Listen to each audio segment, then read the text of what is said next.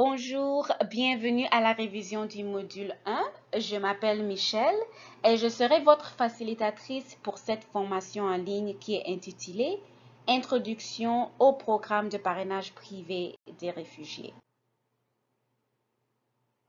Avant de commencer, on a juste une petite question de réflexion. Donc, prenez un moment pour réfléchir à cette question. Selon vous, quelle population de réfugiés est plus dans le besoin en ce moment? Donc, quelles sont les populations que peut-être vous avez entendu parler au cours de cette dernière année, ou bien même des populations qui vous viennent à l'esprit? Donc, prenez du temps à réfléchir à la façon dont leurs besoins pourraient être priorisés.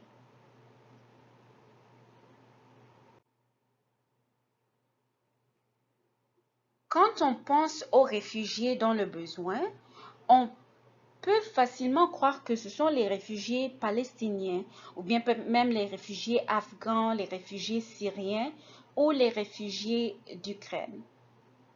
Et c'est simplement parce qu'on peut penser que ce sont les plus touchés en ce moment et c'est compréhensible.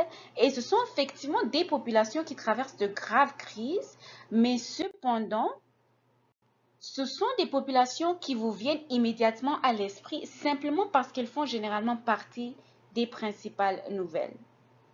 Donc, on en parle dans les journaux, on en parle à la télévision, on en parle sur les médias en ligne. Donc, c'est pour cela que ça vous vient à l'esprit. Mais qu'en est-il des Vénézuéliens? Donc, que savez-vous de leur situation? Donc, pour comprendre la crise mondiale des réfugiés et rester au fait des besoins croissants, je vous encourage à effectuer une recherche Google sur les statistiques du HCR sur les réfugiés. Et vous allez voir ces chiffres qui font généralement état des statistiques mondiales de l'année précédente qui sont communiquées par le HCR. Donc, c'est un outil malheureusement qui est actuellement disponible seulement en anglais, mais ces informations sont les plus précises à l'heure actuelle.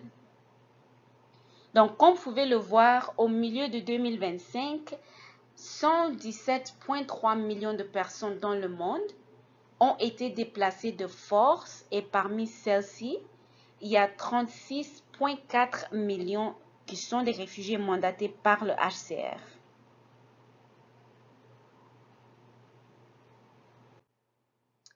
La page web des statistiques sur les réfugiés du HCR met également en évidence les 5 principaux pays sources et vous allez remarquer qu'au milieu de l'année 2022, l'Ukraine et l'Afghanistan ont en fait suivi le Venezuela. Et le Venezuela qui était considéré comme la deuxième population la plus nécessiteuse selon le HCR à l'époque. Mais maintenant, vous voyez que maintenant le Venezuela est le premier pays. Donc, ces chiffres ont bien sûr changé au fil du temps. Et vous pouvez voir qu'à ce moment, Venezuela a 6,5 millions.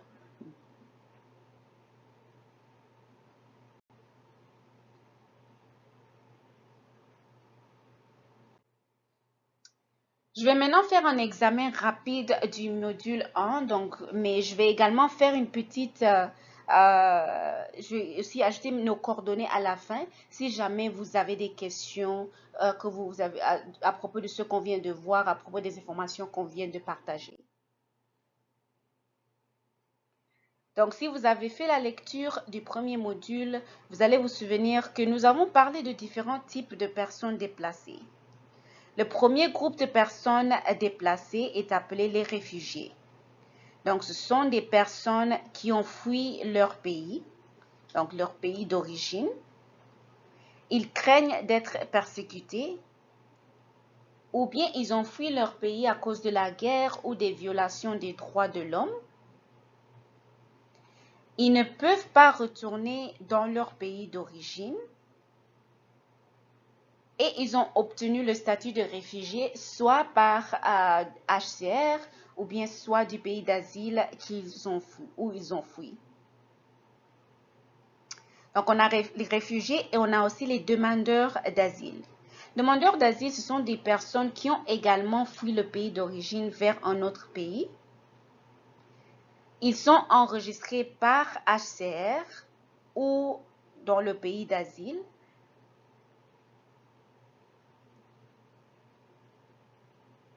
Mais n'ont pas encore reçu le statut de réfugié. Donc, n'ont pas encore été déclarés réfugiés. Donc, cela signifie qu'ils sont toujours en cours d'attente, soit pour l'entretien, soit pour la réponse finale, mais n'ont pas encore reçu le statut de réfugié.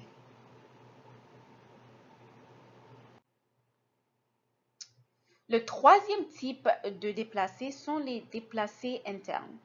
Donc, les personnes qui sont déplacées à l'intérieur de leur propre pays. Ils n'ont pas encore traversé de frontières pour trouver la sécurité, mais ils se sont déplacés dans leur pays pour trouver la sécurité dans leur pays, dans une autre partie de leur pays. Donc, peut-être ils ont fui leur foyer, la ville ou le village, là où ils vivaient, mais ils n'ont pas quitté leur pays d'origine. Mais bien qu'ils n'ont pas quitté leur pays, leur sort peut être est toujours aussi dangereux et peuvent être tout aussi vulnérables que les personnes qui ont traversé la frontière vers un autre pays. Donc, il est très important de savoir que ces personnes déplacées à l'intérieur du pays ne sont pas admissibles au parrainage dans le cadre du programme de parrainage privé des réfugiés. Ces personnes déplacées restent dans leur propre pays et elles restent sous la protection de leur propre gouvernement, même si ce gouvernement est la raison de leur déplacement.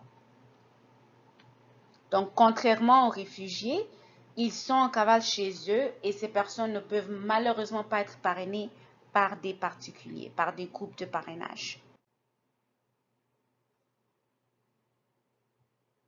Donc, la définition d'un réfugié est très importante à retenir car il est très probable qu'il s'agisse d'une question lors de l'examen final. Donc, il s'agit de la définition de réfugié de la Convention de 1951, donc 1951. Donc, j'aimerais que, si possible, vous essayez de le mémoriser, pas mot par mot nécessairement, mais au moins mémoriser la définition. Vous pouvez choisir quelques mots-clés pour vous aider à vous souvenir de cette définition, car elle est très, très importante pour déterminer si quelqu'un répond réellement aux critères de statut de réfugié au sens de la Convention. Donc, en particulier, étant donné que les CEP, les signataires d'entente de parrainage, ne sont pas tenus d'inclure le document de réfugié de statut, la connaissance et l'application de la Convention de Genève de 1951 serait très important pour leur présélection et leur prise de décision. Donc, le terme réfugié s'applique à toute personne craignant avec raison d'être persécutée du fait de sa race, de sa religion, de sa nationalité, de son appartenance à un certain groupe social particulier ou de ses opinions politiques. Donc, c'est aussi pour une personne qui se trouve hors du pays dont elle a la nationalité et qui ne peut, ou du fait de cette crainte, ne peut et ne veut se réclamer de la protection de ce pays. Donc, le terme réfugié s'applique à toute personne qui, si elle n'a pas de nationalité et se trouve hors du pays dans lequel elle avait sa résidence habituelle à la suite de tel événement, ne peut, ou en raison de la dite crainte, ne veut y retourner. Donc, ça, c'est la définition à prendre. Donc, vous allez voir qu'on a souligné les points, les mots-clés à retenir pour cette définition.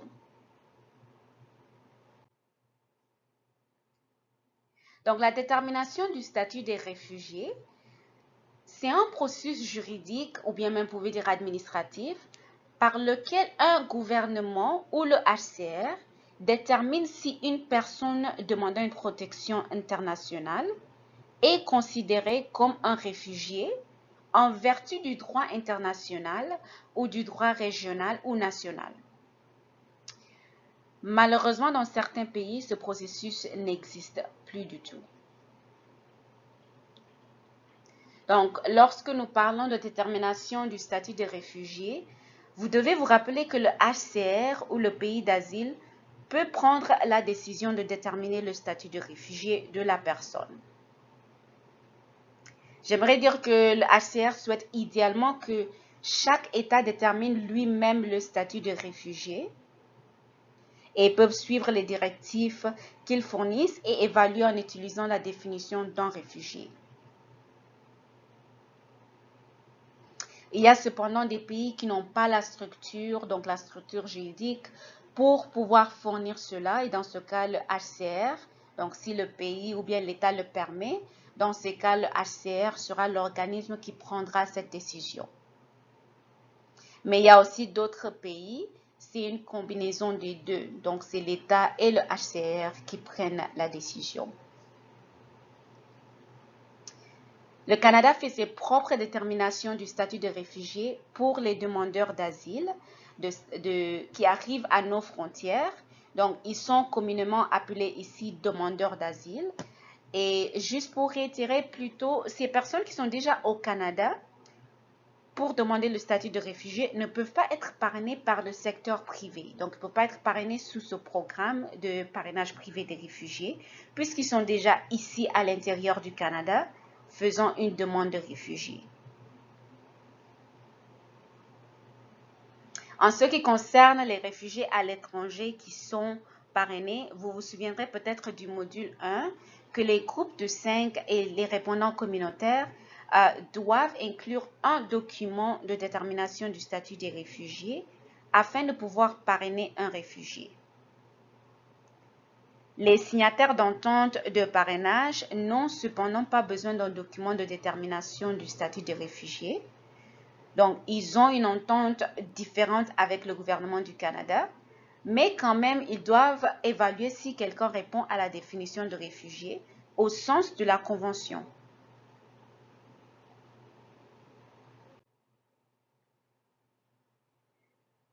Donc, le statut de réfugié est normalement déterminé sur une base individuelle, donc soit par un entretien avec le HCR ou avec le gouvernement du pays d'asile ou l'autorité émettrice du document diffère dans chaque pays. Donc, par conséquent, les documents peuvent également avoir une apparence qui est très différente. Le statut de réfugié est également délivré sur une base de première, donc dans des situations où des déplacements massifs se sont produits et la nécessité de fournir une assistance est extrêmement urgente, de sorte qu'il n'est pas possible, pour des raisons purement pratiques, de procéder à une détermination individuelle du statut de réfugié, donc pour chaque personne qui s'est déplacée.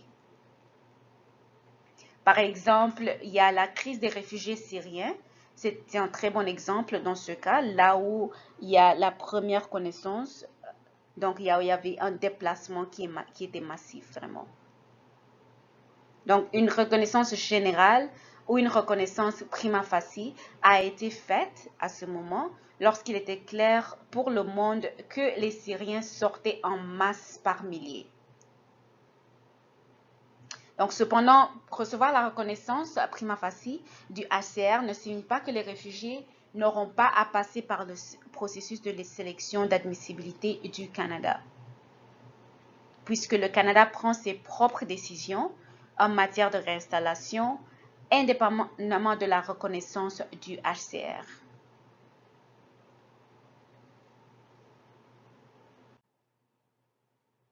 Donc, le HCR identifie 3 solutions durables qui peuvent exister pour les réfugiés. Il y a l'intégration locale, donc c'est là où le réfugié est considéré comme intégré localement dans le pays d'asile si un certain nombre de conditions sont remplies.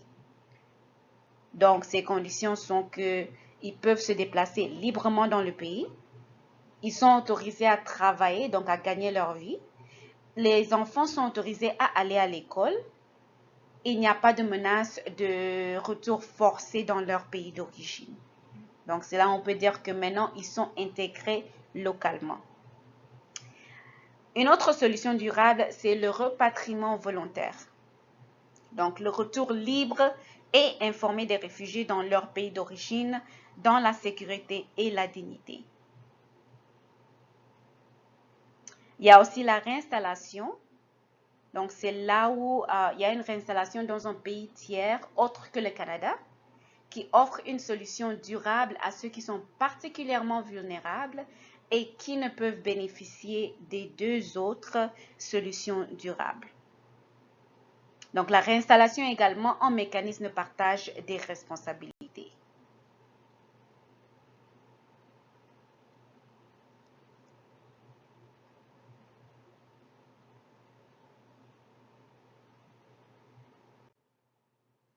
Donc, voici, on est à la fin de cette première séance de révision. Donc, si vous avez des questions, n'hésitez pas. Peut-être vous avez posté dans le forum, mais si vous avez d'autres questions supplémentaires, veuillez nous envoyer un courriel et comme étant dit auparavant, on répond à vos questions du lundi au vendredi entre 9h et 17h, heure de l'Est. Merci beaucoup et bonne continuation avec le cours.